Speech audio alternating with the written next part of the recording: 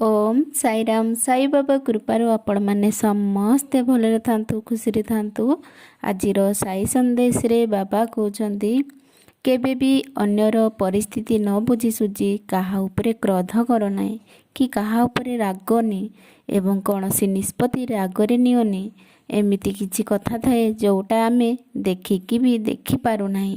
सबु बड़े सामना लोकर परिस्थिति को बुझ। हुए तो तुम आखि को जो जिनिस देखा जाउची से जिनिस भितर सत्यता न थाए। सेतिबाई प्रथमे बुझ, प्रथमे शुणिबा तापरे प्रयास कर। अन्यर कथा को शुण एवं बुझ। एमिति माने नहीं जे सबु बड़े ठीक थिबो से। जेबे भी तमे क्रोध कर ना निजर क्षति करने सहित अन्यर भी क्षति कर। सेतिबाई शांत स्वभाव सबु बड़े रुह। आउ समय को देख आउ समय केमिति चलुची सेथिरे अतिबाहित हो। सबुबले समयर सदुपयोग कर।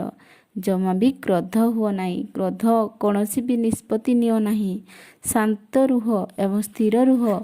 भावी चिंतिकी तमे निष्पत्ति नियो। निष्पत्ति नेबा आगरु बहुत थर भाव। सबुबले धैर्य धर एवं शांत रुह। सबु क्षेत्र धैर्य ही आमको सफलता दे थाए।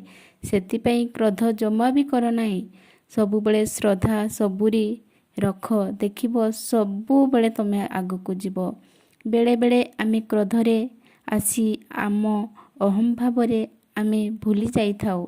आम सम्मान रे किए अछि कि सामना रे किए अछि एवं आमे कौनसी परिस्थिति रे भी कथा सुनिबाकू नाराज थाउ। किंतु सेईटा ठीक नुहे। सबुबले शांत रुह। क्रोध कर नहीं। क्रोध जमा भी भल नहीं। क्रोध होची विनाशर कारण अटे। सबुबले शांत रुह। क्रोध जमा करनी। सेतिपाई चिंता करनी। आउ भल काम कर। आगको जाओ।